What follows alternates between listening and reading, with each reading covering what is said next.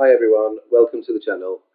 If you like this video and want to see more, please invite the like button out on a date, but instead of turning up yourself, invite the like button's X. Also, please click subscribe if you don't want to miss any other videos in the future. Thank you. This is A Familiar Stranger. It's an original story written by myself. I really hope you enjoy it. Success can be defined in many ways. It's objective. Some people think it is only about money. Others think it's about family or happiness. Whatever your definition of success is, go for your own. Don't listen to others. But always, please pay attention to what's going on around you. Richard Covington had always dreamt of money. He spent his entire life striving for success, which he defined as money and power. Richard was a salesman working for an insurance company, struggling to meet target for the year. Richard would lie and cheat and try to charm people into giving him their last money just for his commission. Richard's boss had been relying on Richard for some time to hit target for the month, as the company were really struggling. As an incentive, the boss offers Richard a higher commission package. He knows he can trust Richard to work hard and to earn money for both himself and the company. One Wednesday night, not long before Christmas, Richard was working late, not only to hit target for the month, but also for the year.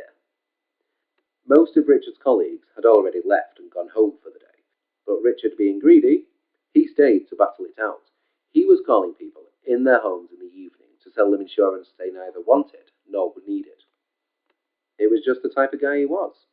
When people began complaining about him calling so late, he thought it was time to give up for the day. He'd already hit target and wanted that little bit of extra commission for himself. The last sale of the day came from Mr. Antrim, 92. Richard sold Mr. Antrim pet insurance of the highest premium for Mr. Antrim's goldfish. That day was a particularly cold day, and it was beginning to snow. Richard had left his car at home that morning because he couldn't be bothered de-icing it. The walk to work was maybe 20-30 minutes maximum, but walking through the bitterly cold wind, Richard was kept warm by the knowledge that he'd already hit target and earned plenty of money for himself. Just down the road from the office, a homeless man was taking shelter from the wind in a doorway. Richard approaches the man, whose eyes lit up upon seeing Richard. "Any spare change, please, sir? I'm really hungry." Richard said nothing. He just pretended the guy wasn't even there.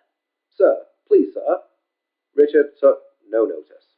He just wanted to get home and out of the cold weather. When Richard finally gets home, he searched his pockets and his briefcase and realized he'd left his keys at work. He lets out a big sigh and decides to walk back to work with the hope that the cleaner was still there. He saw the homeless man again. The homeless man asked again, "Please, sir, some money."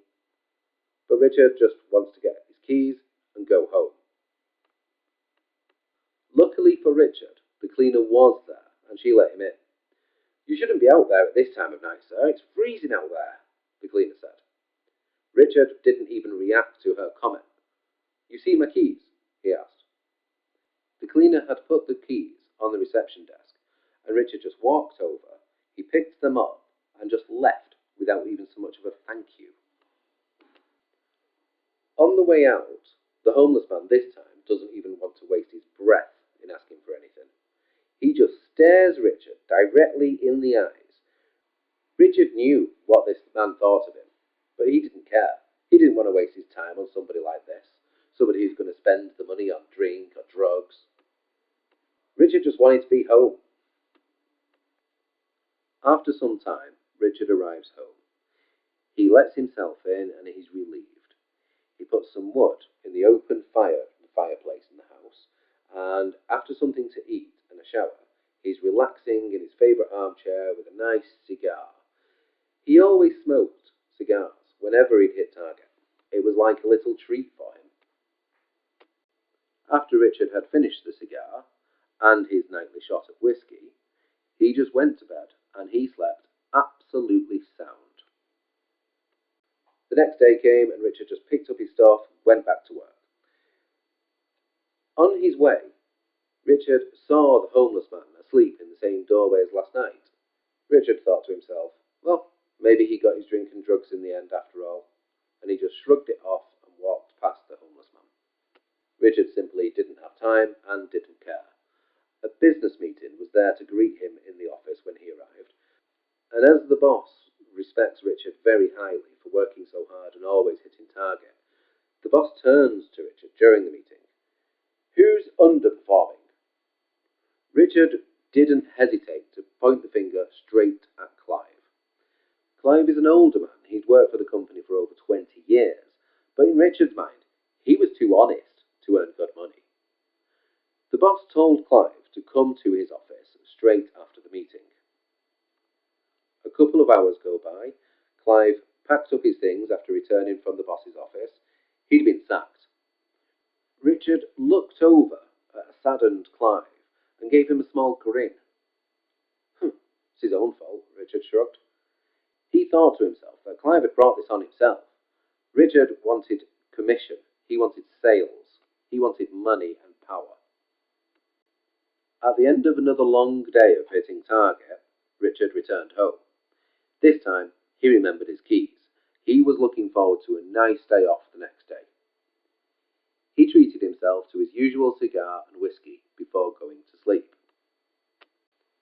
With no work today and little to do, Richard just enjoyed himself kicking about the living room most of the morning in his pyjamas. He was enjoying the relaxing day. The boss had given Richard the day off work for working so hard and so late and hitting the monthly and yearly target. Richard deserved it.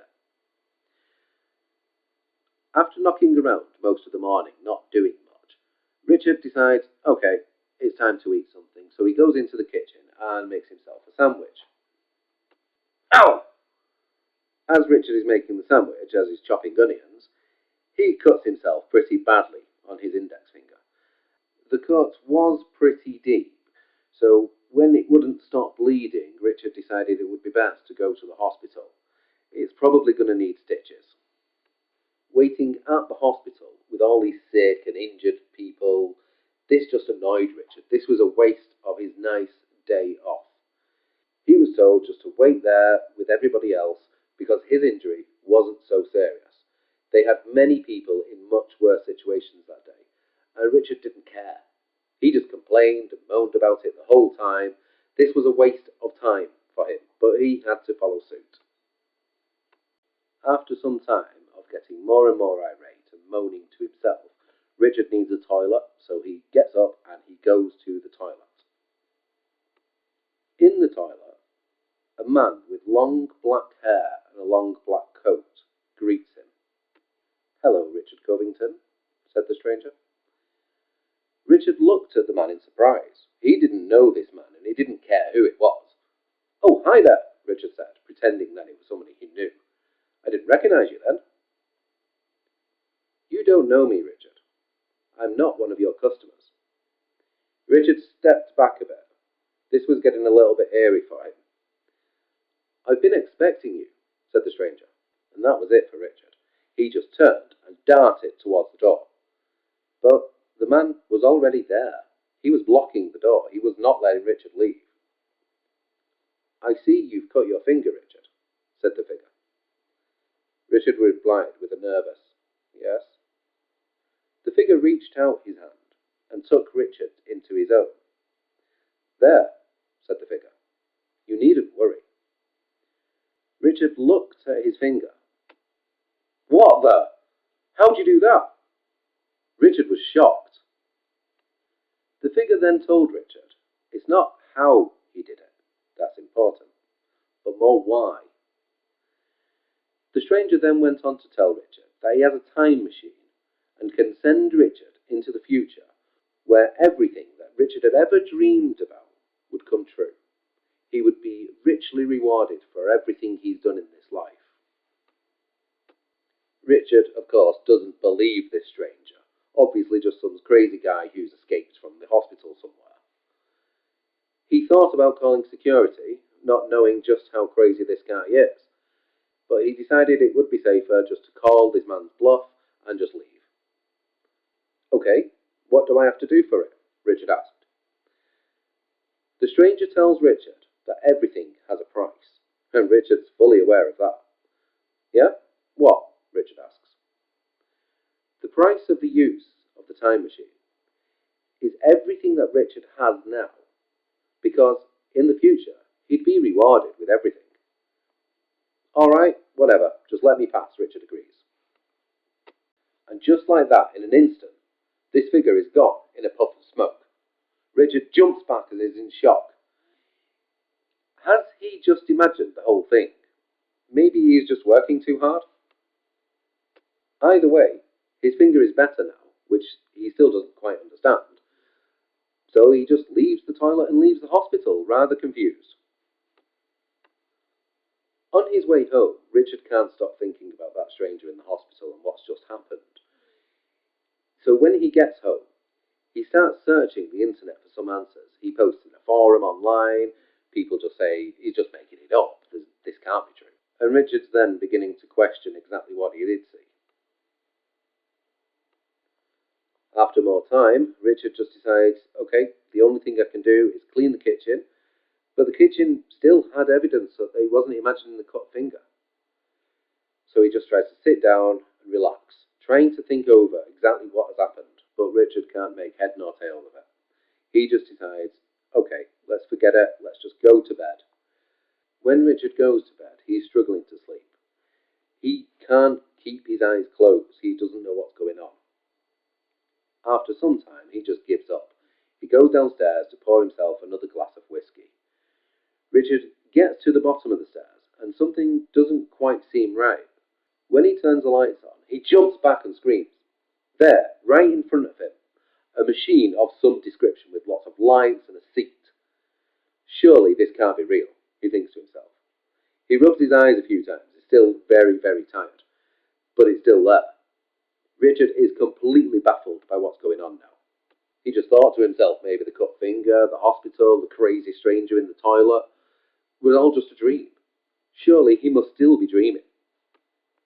Richard reaches out and touches the machine. It has the standard cold metallic feel. It's real, all right. Surely it can't be a time machine, though. So this shocked Richard just sits and just looks at this time machine in utter confusion. A time machine. A real time machine. Richard thinks about the offer of the time machine from the stranger and starts to believe it must be true. Was this really his opportunity to travel into the future and experience everything that he's worked towards? There's only one way to find out. Richard sits there thinking long and hard about this time machine, still massively unbelievable despite it being directly in front of him. He stands up and decides to sit in the time machine just to see what it felt like. All he sees are lights and buttons, and the buttons have no labels. He has absolutely no idea how this thing works, but he wants to find out. Richard believes that, as the stranger had promised, this time machine will take him to the future and give him everything that he's ever dreamt about and everything that he deserves. Richard has worked hard his whole life. This is his reward. He doesn't know how all this came about, but he wants it. After sitting there for some time, Richard randomly chooses a button to push. It's a lever with a light on the top. His intrigue got the better of him. Suddenly, there's a big flash of light, and everything around Richard begins to disappear. He feels a huge force pushing him down into the time machine. It's taking off. He's got all these colours around him and feels the machine is moving at some speed. Weirdly, everything is silent. Richard doesn't know what to expect, but it's like some tranquil silence has just taken over everything. After some time, the machine eventually arrives in a field with nothing much around. Richard felt dizzy and still very confused about what's going on. From waking up in the night, dark outside. It's now light outside, and he's in the middle of a field. Sir Richard stands up, and he just looks around himself in this field. But as soon as he turns around, there's no time machine anymore. It's disappeared. But in the distance, Richard can see the skyline of his hometown. He's not far from home. And as a result, the best thing to do would be to head in that direction. Richard eventually gets to the city and immediately sees a man in a suit. Richard approaches the man and asks the man the date. The man in the suit just looks at Richard in the strangest possible way and he just leaves. He's going about his daily business. He's ignoring the guy in pajamas. Richard knew what exactly he had to do. He had to find some clothes. So he remembers there was an old container full of recycled clothes destined for a charity shop, and maybe he could get something from there. When Richard arrives at this container, he just dives in, puts his hand in, pulling out all sorts of things for women, for men, for children, and eventually he does find some clothes. An old brown jacket, which is dirty, but it'll do, and some old jeans. So Richard then heads to the local public toilets where he can get changed, but when he gets there, he looks in the mirror and he looks at himself. Richard doesn't feel like himself anymore. He looks different to himself. After getting changed, Richard just wants to go back to the city. Things don't look the same as what he remembers. He looks the same, but he's not exactly the same. A pub is now a coffee shop. What was once a church is now a clothes shop. This continues as he walks around the familiar city, but it feels like he's in a foreign country. He still has no idea what date it is. But the best thing to do right now would just be to go home. Richard eventually arrives home, but then realizes he's forgotten his key. He peeks into the lounge through the window, but nothing's the same. The furniture isn't his. Nothing is his in there. That's not his home. The next best thing to do would be to return back to his office and hope that he sees somebody he knows. Hopefully, his boss will be there and he'll be able to explain everything. Upon arriving at the office, though, the company is no longer there.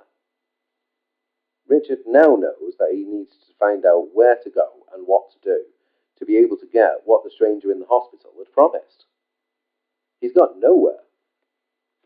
So the next best thing to do would be to head to his old favourite childhood park, to just sit down and just wait. There's not a lot else he can do right now, and he thinks about going back to the hospital, but he believes that if the stranger was so magical to be able to do this, then the stranger would be able to find him easily. Hours go by, and there's still no sign of the stranger. Richard's just sitting there and just thinking about what possibilities and what options he has right now, and there's nothing he can think of. After some hours of waiting on this park bench, Richard falls asleep. After some time, Richard wakes up. He doesn't know how long he's been asleep on the bench, but he's been asleep and he's getting hungry. The best thing to do right now would be just to go to the office and just to see if anybody turns up that he knows. When he arrives there, as he's so hungry and desperate times call for desperate measures, Richard is forced to bite the bullet. He just asks somebody for money. The man in the suit does indeed give Richard a few notes. He probably just wanted to get rid of the homeless guy asking for money.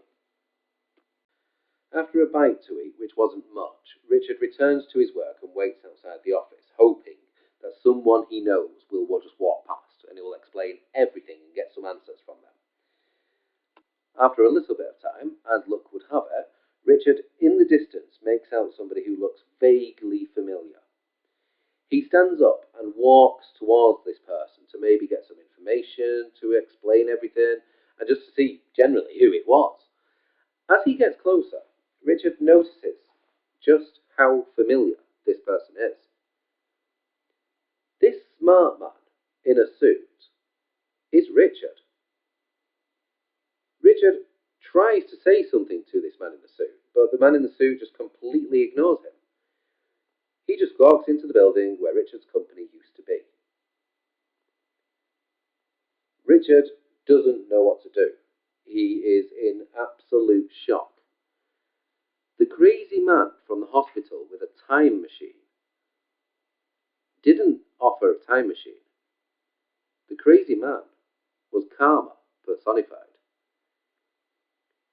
Richard's remaining days were spent looking for information before he finally forgot who he really was. The time machine was real. The stranger was real. But Richard Covington, he was the homeless man that always annoyed himself.